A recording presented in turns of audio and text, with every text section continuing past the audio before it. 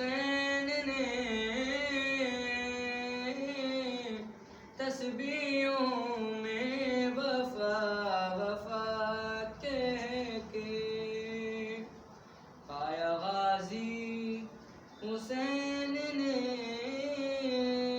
تسبیحوں میں وفا وفا کہہ کے چہرہ غازی کا چومتی ہیں آلیاں بھی خدا خدا کہہ کے پایا غازی حسین نے تیرے لب پہ میری گواہی ہے کیا کبیت میں تو الہی ہے بن کے زہرا بلاؤں گی تم کو غازی رضا رضا کہہ کے پایا غازی حسین نے تسبیحوں میں وفا وفا کہہ کے سب کو مشکل سے تو بچاتا ہے خود خدا کے جو کام آتا ہے ڈوری دیتا ہے وہ علی تم کو مشکل کشا کشا کہہ کے نعرہ صلوات اللہم صلی اللہ محمد وآل محمد وہ کیا فاطمی ہے وہ کیا ماتمی ہے جو مولا علی کی ولا چھوڑتا ہے وہ فقط پہ ماتمی ہے وہ کیا ماتمی ہے وہ کیا فاطمی ہے وہ کیا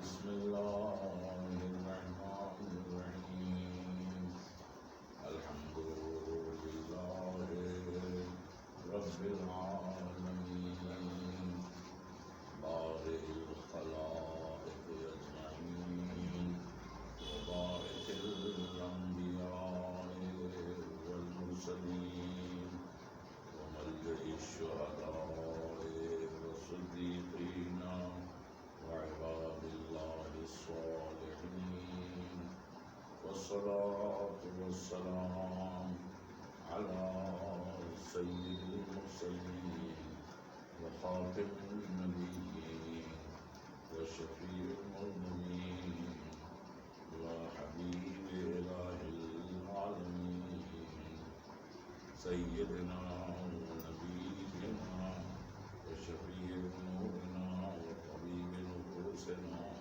وحبيب قلوبنا أبي القاسم محمد اللہم صلی اللہ محمد وآل محمد وعلى أهل بيته الطيبين الطاهرين المعصومين الذين أذهب الله عنهم الرجس وطهرهم تطهيرا اللہم صلی اللہ محمد لعنة الله على أعدائهم وقتلتهم ووارثي حقوقهم ومنكري فضائلهم ومصائبهم أجمعين من الآن إلى قيام يوم الدين أما بعد فقد قال رسول الله صلى الله عليه وآله وسلم إني تارك فيكم الثقلين كتاب الله وإترتي أهل بيتي ما إن تمسكتم بهما لن تضلوا بعدي لن يفترقا يرد علي الحوض صلوات اللہم صلی اللہ محمد وآل محمد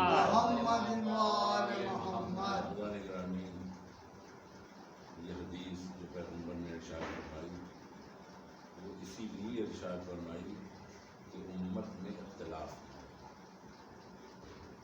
امت والے اگر اس حدیث کے اوپر عمل کرتے اور قرآن کو بھی لیتے اور اہل بیت کو بھی لیتے تو کسی قسم کی کوئی دقت اور پریشانی نہ آتی، نہ اختلافات ہوتے۔ آج پوری دنیا میں جو اختلافات برپا ہیں اور مسلمانوں کی بے عزتی بھی ہو رہی ہے، ہر طرف ایک ہنگامہ برپا ہے، تو اس کا یہ جو اگر آپ غور کریں تو یہی آپ کو اندازہ ہوگا کہ صحیح طریقے سے حدیث رسول پر عمل نہیں ہوا۔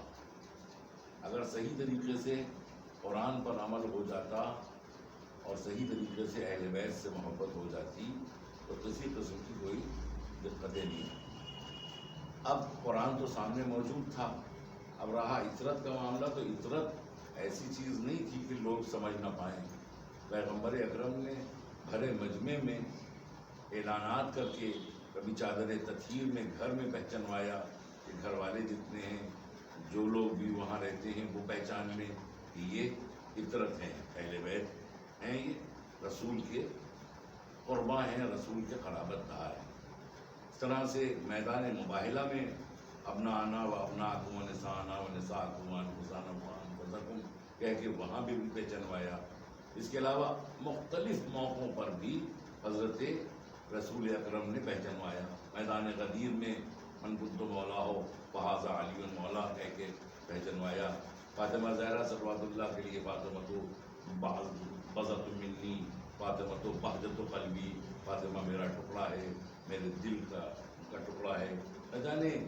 اس کے علاوہ امام حسن امام حسین کے لیے الحسن والحسین سیدہ شباب اہل جنہ، اور یہ بھی ارشاد فرمایا الحسن والحسین امامان قائما او قائدہ، حسن اور حسین دونوں امام ہیں، چاہے یہ صلح کر لیں اور چاہے یہ اعلان جنگ کر لیں، دونوں ہی کے سلسلے میں قائما اور قائدہ۔ اور اس کے بعد امام حسن علیہ السلام کو بھی پہچانوایا، امام حسین علیہ السلام کو الگ الگ بھی پہچانوایا، ساتھ میں بھی پہچانوایا، یہاں تک کہ یعنی جس وقت نماز ہو رہی ہے، نماز ہونا ہے، نماز جمعہ کا خطبہ ارشاد فرما رہے ہیں، اس وقت بھی پہچانوایا، اس وقت بھی پہچانوایا۔ اور اس وقت کس طرح سے پہچانوایا، یہ اس طرح کے موقع پروردگار عالم رسول کو فراہم کرتا تھا کہ اس طرح سے پہچانواؤ، تاکہ اس طرح کا جب کوئی حادثہ ہوتا ہے درمیان میں تو لوگوں کو یاد رہتا ہے۔ ادھر امام حسین علیہ السلام آئے اور پیر الجھ گئے۔ سب سے بڑی بات یہ ہے کہ امام، کیونکہ ہمارے یہاں یہ تو ہے نہیں کہ بڑھاپے میں امام ہو، 50 سال کا ہو جائے امام ہو، امام بن کے پیدا ہوتا ہے، یعنی امام ہوتا ہے پیدا ہوتا ہے، امام ہی ہوتا ہے۔ تو اب ظاہر ہے کہ جب امام ہے تو بچپنا ہے، تو بچپنے میں پیر، تاریخ نے یہی لکھا کہ پیر الجھ گئے ابا کے دامن میں۔ ابا کے دامن میں پیروں کا الجھنا تھا کہ بس گرنے ہی والے تھے کہ پیغمبر نے خطبہ جمعہ کو عطا کیا، اور اس کے بعد پھر وہاں سے اترنے کے بعد فرزند کو اپنے یعنی امام حسین کو گرنے سے بچا لیا، گرنے نہیں دیا، اور گود میں لے کے گئے ممبر کے اوپر۔ اب خطبہ شروع نہیں کرتے ہیں بلکہ گود میں لیے ہوئے ہیں، اب فضائل بیان کر رہے ہیں، فضائل حسین بیان کر رہے ہیں کہ ھذا حسین فعرفوہ، یہ حسین ہے، اسے پہچانو، ابو ہو فی الجنہ، امہ فی الجنہ، جدہ فی الجنہ، جدتہ فی الجنہ، محبہ فی الجنہ، محبہ فی الجنہ۔ یہ حسین ہے، اسے پہچانو، اس کے بابا بھی جنت میں، اس کی ماں بھی جنت میں، اس کے دادا بھی جنت میں، اس کی دادی بھی جنت میں، اس کے نانا بھی جنت میں، اس کی نانی بھی جنت میں، اس کے چاہنے والے بھی جنت میں، اور اس کے چاہنے والوں کے چاہنے والے بھی جنت میں۔ صلوات پڑھیں گے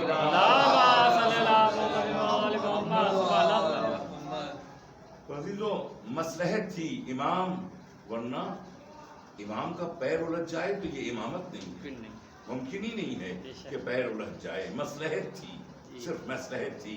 اللہ کے ہاں مصلحتیں ہوتی ہیں. ظاہر ہے کہ اگر اس طرح سے نہ ہوتا تو پیغمبر نہ اترتے، اور نہ اترتے تو اس طرح سے پیغمبر فضائل بڑے مجمع میں بیان نہ فرما. سلوات پڑھیں بر محمد. نعرے حیدر، نعرے صلوات.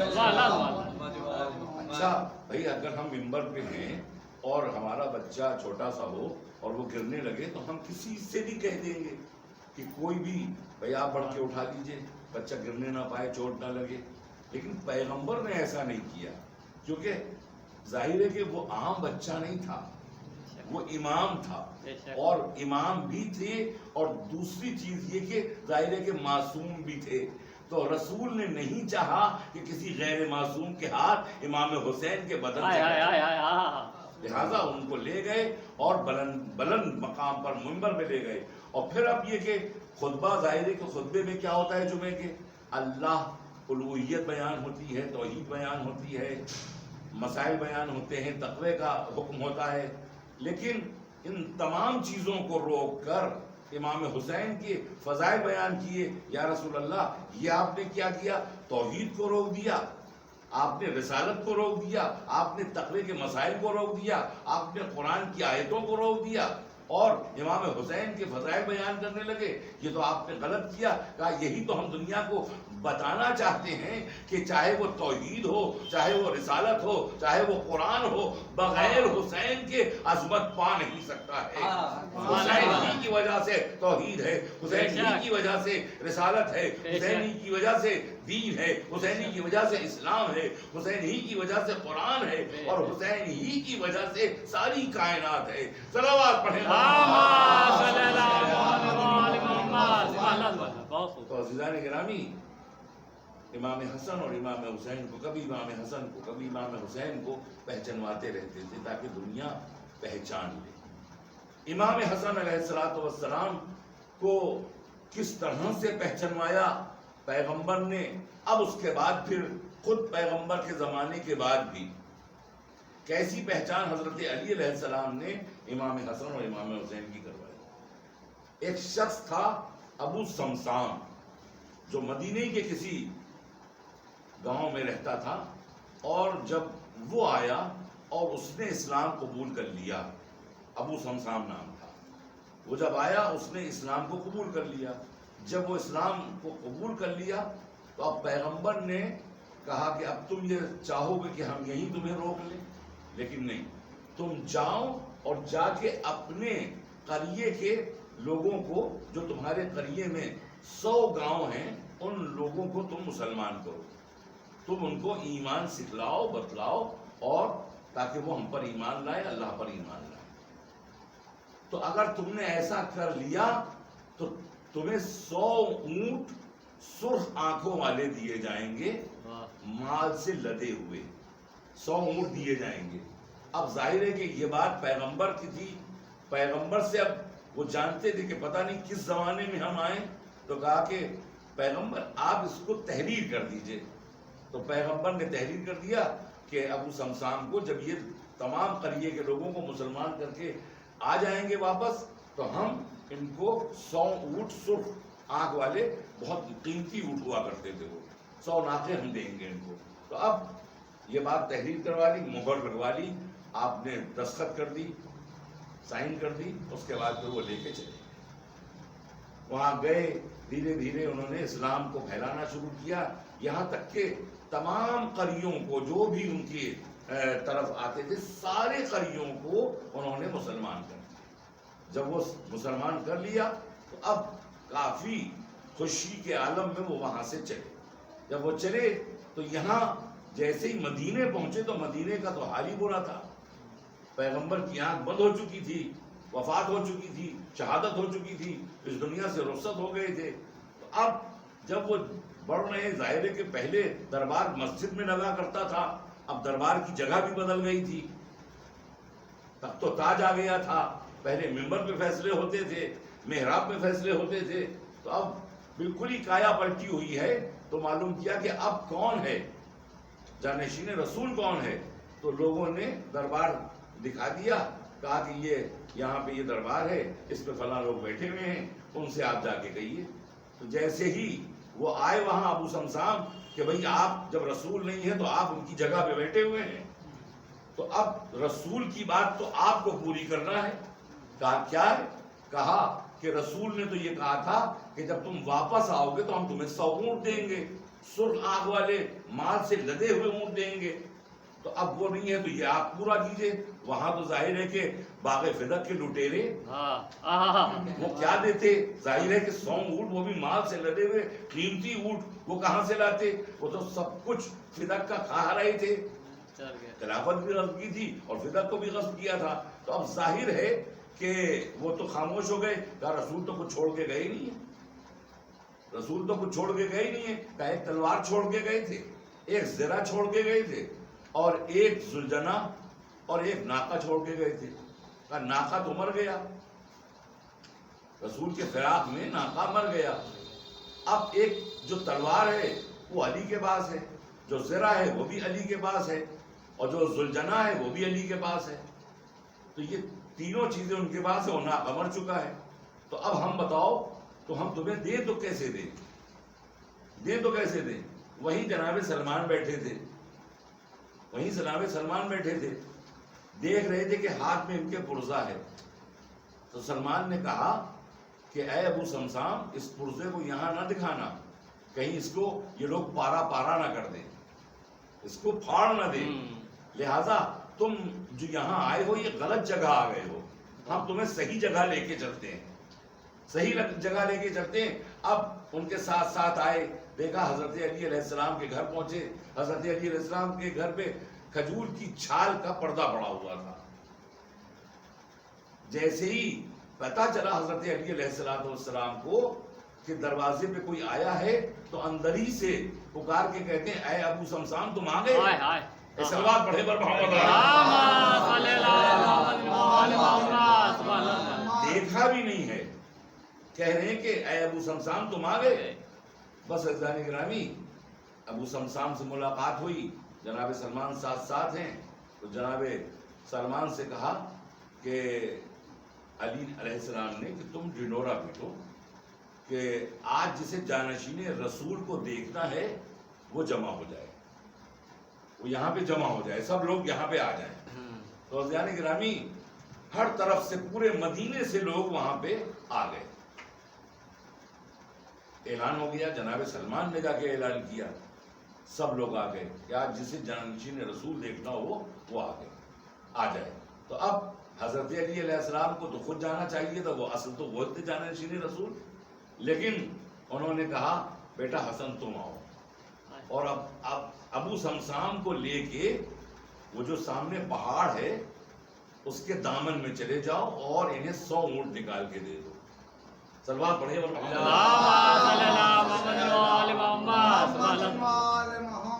100 اونٹ نکال کے دے دو۔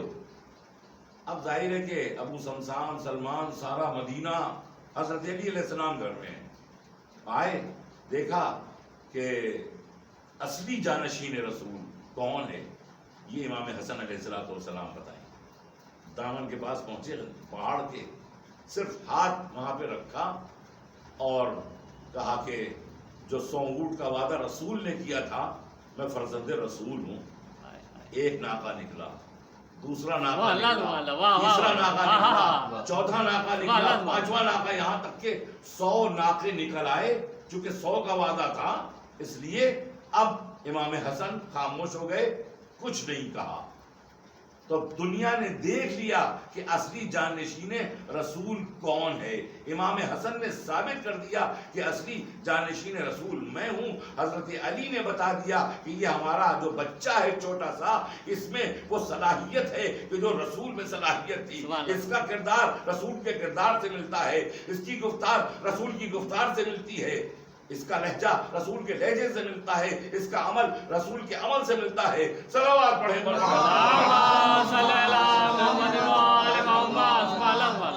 بس عزیزان گرامی، ظاہر ہے کہ امام حسن علیہ السلام کا تذکرہ آ گیا، تو امام حسن علیہ السلام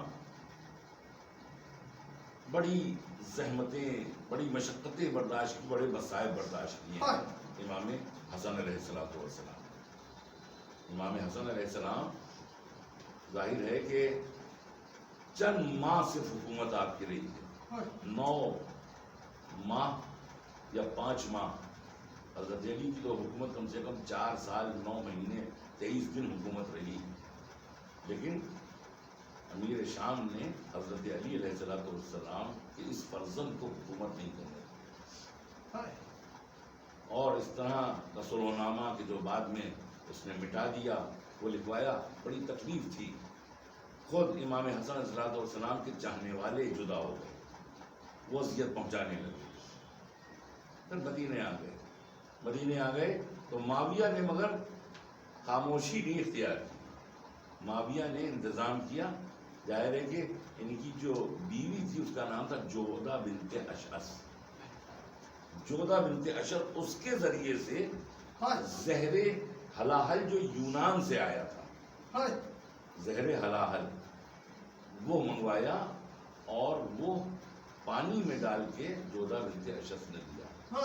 زہر حلاحل کی جو تعریف میں نے پڑھی کہ زہر حلاحل ہوتا کیا ہے، زہر حلاحل جو نام ہے اس کا، اس کی تاثیر یہ ہے کہ اگر ایک چٹکی بھی سمندر میں ڈال دیا جائے، دریا میں ڈال دیا جائے، تو دریا کی جتنے بھی جانور ہیں، جتنی مچھلیاں ہیں، جتنے جانور بھی دریا میں پناہ پاتے ہیں، وہ سب کے سب مر جائیں۔ اب ذرا اندازہ لگائیے یہ کیسا زہر تھا۔ ایک صاحب، میں افریقہ میں مجلس پڑھ رہا تھا، ایک صاحب نے اعتراض کیا ہم پر کہ یہ جو آپ پڑھتے ہیں جگر کے ٹکڑے ہو گئے، اور کبھی کبھی یہ بھی پڑھتے ہیں کہ 72 ٹکڑے ہوئے، تو یہ غلط ہے، اس لیے کہ کوئی بھی زہر ہو لیکن جگر کے ٹکڑے نہیں کر سکتا۔ انہوں نے، وہ ڈاکٹر تھے، میں نے ان کو سمجھایا، ہم نے کہا آپ نے زہر حلال کی تاریخ نہیں پڑھی ہے، اگر وہ آپ پڑھیں فلاں، میں نے کتاب کا حوالہ دیا کہ آپ فلاں کتاب میں پڑھیے تو آپ کو پتہ چلے گا کہ یہ ایسا زہر تھا۔ ظاہر ہے کہ جب سمندر کی سارے جانور مر سکتے ہیں تھوڑے سے زہر سے، تو اب ظاہر ہے کہ یہ کلیجہ ٹکڑے ٹکڑے ہو جائے تو اس میں تعجب کی کیا بات ہے۔ اچھا کلیجہ ٹکڑے ٹکڑے ہوا تو کہنے لگے کہ یہ 72 کا کیا، یہ 72 ہم کیوں کہیں؟ دیکھیے ہم نہیں کہہ رہے ہیں، چونکہ ایک معصوم موجود ہے امام حسین کی صورت میں، امام حسین تو بتا سکتے ہیں، ضروری نہیں ہے کہ امام حسین نے گنے ہوں، لیکن علم امامت سے بتا تو سکتے ہیں کہ ہمارے بھائی کے جگر کے 72 ٹکڑے تھے۔ تو عزیزوں، شاید یہ 72 علامت و کربلا کے 72 شہیدوں۔ اب جو عجیب منظر ہے وہ میں آپ کی خدمت میں عرض کرنا چاہ رہا ہوں۔ رات میں سونے سے پہلے ہمیں حکم ہے کہ سرہانے پانی رکھنا چاہیے، تو ظاہر ہے کہ امام حسن علیہ السلام کے سرہانے بھی پانی تھا، اور رات میں کب آ کے اس نے پانی میں زہر ملا دیا، بیوی تھی، آ کے ملا دیا۔ اب رات میں جب پیاس محسوس ہوئی امام حسن علیہ السلام کو، تو تھوڑا سا پانی پیا، تھوڑا ہی سا پانی پیا تھا کہ امام حسن علیہ السلام تڑپنے لگے، سینے پہ ہاتھ رکھ دیا، فوراً پکارا، بہن زینب کہاں ہو، میرے جگر کے ٹکڑے ہوئے جاتے ہیں۔ بس رضوان گرامی سمجھ گئی کہ پانی ہے، پانی کے گلاس کو اٹھایا، اور اٹھانے کے بعد اب دیکھ رہی ہیں اس پانی کو، یہاں تک کہ وہ پانی کسی صورت سے ہاتھ لرز گیا اور پانی وہ زمین پہ گر گیا، جہاں پہ وہ پانی گرا تھا تو اس زمین کے ٹکڑے ٹکڑے ہو گئے، وہ پڑپچے ہو گئے اس زمین کے۔ کہا اس کا مطلب یہ ہے کہ اس پانی میں لگتا ہے زہر ملایا گیا تھا، ہائے میرا بھیا مارا گیا۔ بس رضوان گرامی امام حسین علیہ السلام آئے اور بھائی کی اس حالت کو دیکھ کے تڑپ گئے۔ بس آخری منزل ہے، اب امام حسن علیہ السلام نے کہا حسین ذرا میرے بیٹے قاسم کو بلا دو، آج 7ویں محرم ہے نا، آج دوہرے غم کی تاریخ ہے، آج 7ویں محرم سے خیموں میں پانی بھی ختم ہو گیا، بچے الاتش کر رہے ہیں، اور آج 7ویں محرم کو منسوب ہے جناب قاسم علیہ السلام سے، یتیم حسن علیہ السلام۔ عزیزان گرامی، امام حسن علیہ السلام نے جب بلایا قاسم کو تو قاسم آئے، تو قلم اور درواز منگایا، کچھ لکھا اور لکھنے کے بعد کہا کہ یہ تم اپنے بازو پہ باندھ دو، جب کوئی مصیبت تم پر پڑے میرے لال تو اس تعویذ کو کھول لینا، اس تعویذ کو کھول لینا۔ بس عزیزان گرامی، کربلا میں امام حسین کے اوپر جو مصیبت پڑی تھی، کیا اس سے بڑھ کے بھی کوئی اور مصیبت ہو سکتی ہے کہ حسین نرغے آدھا میں گر گئے، بچے تڑپ رہے ہیں، بچے پیاسے ہیں، التج التج کر رہے ہیں، سب شہید ہو رہے ہیں۔ حبیب کی لاش بھی آ گئی، اون و محمد کی لاشیں بھی آ گئی خیمے میں۔ اب جناب قاسم ہیں، ہاتھ جوڑے کھڑے ہیں، امو جان ہمیں اجازت دے دیجیے۔ جناب قاسم کو اجازت نہیں ملتی، کہا میرے لال تمہاری ماں کے لیے ایک ہی غم بہت ہے کہ وہ بیوہ ہے، اب تم جوان بیٹے ہو میرے لال، برداشت نہیں کر پائیں گی تمہاری ماں۔ کہا ماہی نے تو ہمیں بھیجا ہے، کہا نہیں، ہمیں ہماری ہمت نہیں پڑتی کہ ہم تمہیں میدان جنگ میں مرنے کے لیے بھیجیں۔ عزیزوں قاسم کو واپس خیمے بھیج دیا۔ اب خیمے میں جب آئے تو ابھی بیویوں سے نہیں ملے، خیمے کے ایک گوشے میں جا کے بیٹھ گئے، سر جھکائے ہوئے۔ ایک دم سے یاد آیا میرے بابا نے ایک تعویذ باندھا تھا، جب مصیبت پڑے تو اسے کھول کے دیکھ لینا۔ ارے قاسم ظاہر ہے کہ اس سے بڑھ کے کیا مصیبت ہوگی کہ نرغے آدھا میں گھرے ہوئے ہیں۔ جناب قاسم